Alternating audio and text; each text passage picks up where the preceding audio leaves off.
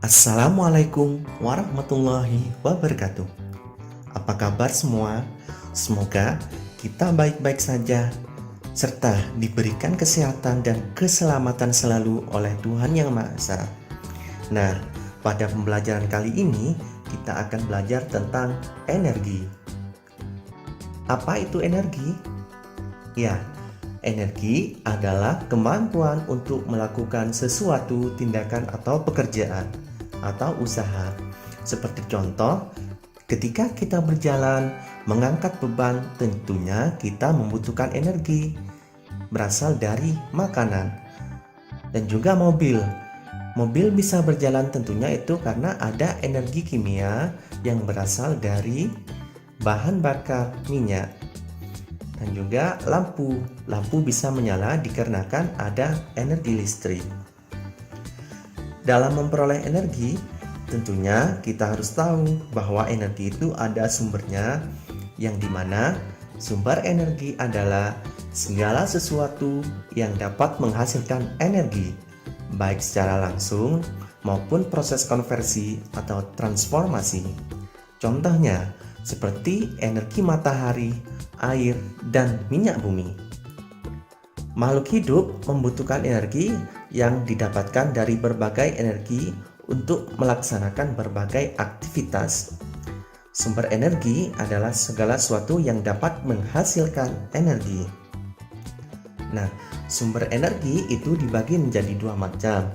Yang pertama yaitu sumber energi yang dapat diperbaharui, yaitu sumber energi yang tidak akan habis bila digunakan terus-menerus. Contohnya, panas bumi, angin, bioenergi, matahari, aliran dan terjunan air, serta gerakan dan perbedaan suhu lapisan laut.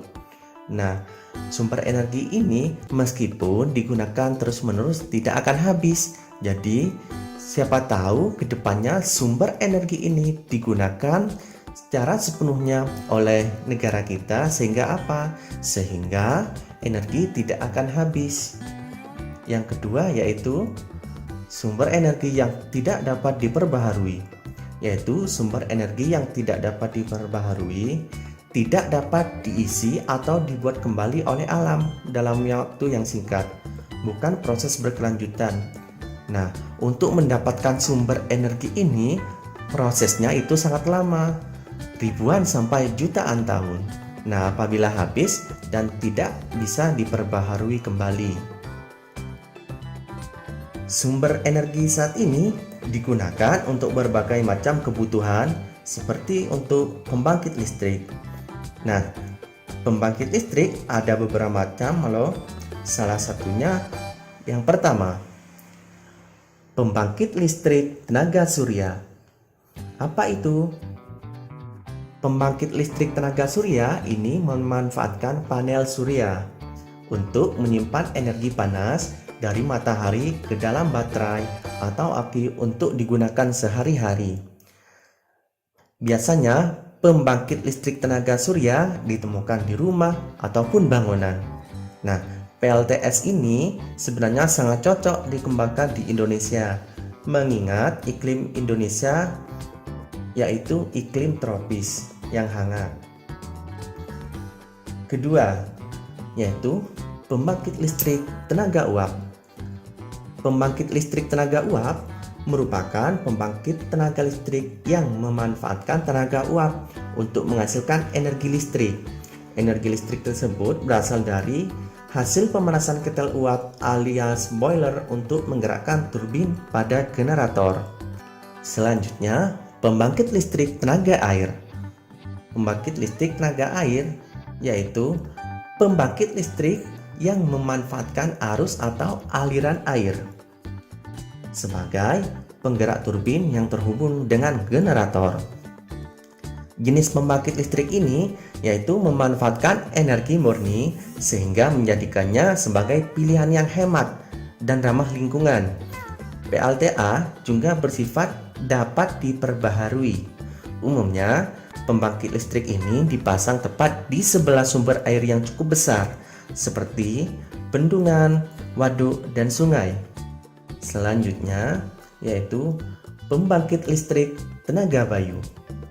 Nah, bayu atau angin merupakan salah satu sumber energi terbarukan yang terdapat di daerah dengan potensi hembusan angin yang besar.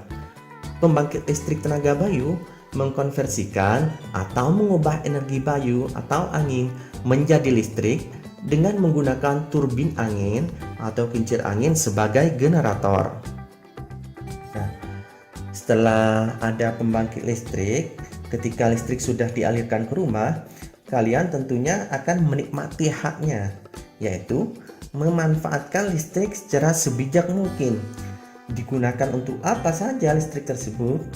Ya, digunakan untuk berbagai peralatan rumah tangga. Nah, ketika digunakan dalam peralatan rumah tangga, tentunya terjadi perubahan energi. Pada materi selanjutnya, kita akan belajar tentang perubahan energi. Apa itu perubahan energi? Ya, perubahan energi adalah berubahnya bentuk energi dari satu jenis energi ke energi lain. Kalian pasti paham, pasti banyak contohnya di rumah kalian. Misalkan, pada setrika terjadi perubahan energi, yaitu dari energi listrik menjadi energi panas. Terus, pada sound system atau speaker terjadi perubahan energi dari energi listrik ke energi bunyi. Selanjutnya, ayo siapa yang sering pakai kipas? Nah, pada kipas tentunya membutuhkan energi listrik. Di situ juga terjadi aliran energi atau perubahan energi dari energi listrik yaitu menjadi energi gerak.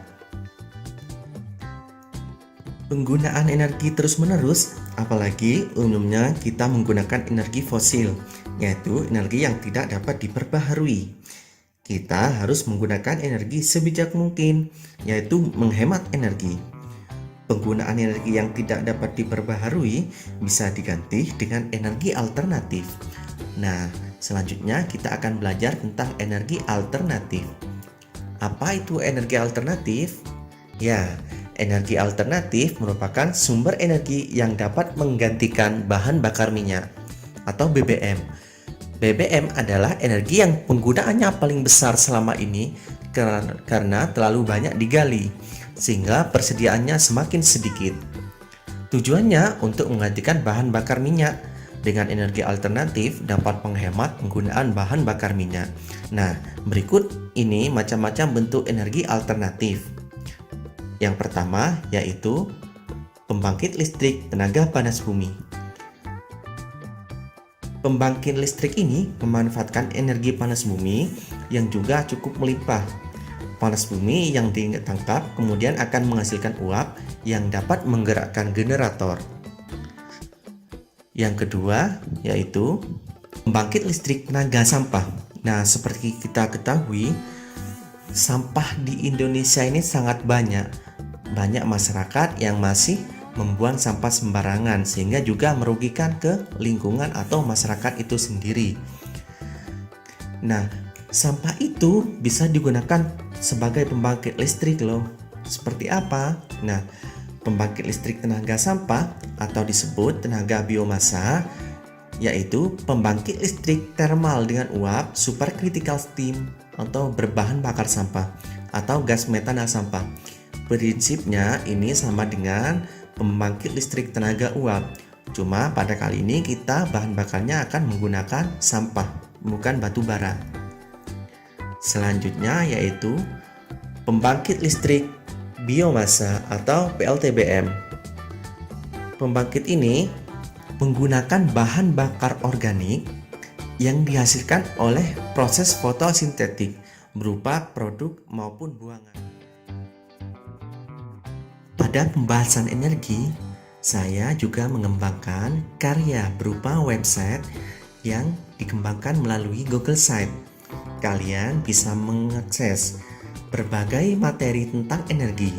Di web tersebut sudah tersedia materi, video, evaluasi, dan buku teks utama, serta absensi untuk mengecek siapa saja yang mengunjungi website saya dan juga narahubung ketika ada pertanyaan atau kritik secara lebih lanjut.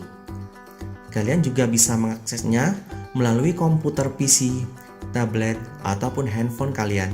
Mengaksesnya sangat mudah. Kalian cukup memasukkan link Google Sites di browser kalian. Kalian sudah mengakses semua konten yang ada pada media tersebut. Sekian dan terima kasih dari penjelasan tadi tentang materi energi. Kurang lebihnya mohon maaf. Wassalamualaikum warahmatullahi wabarakatuh.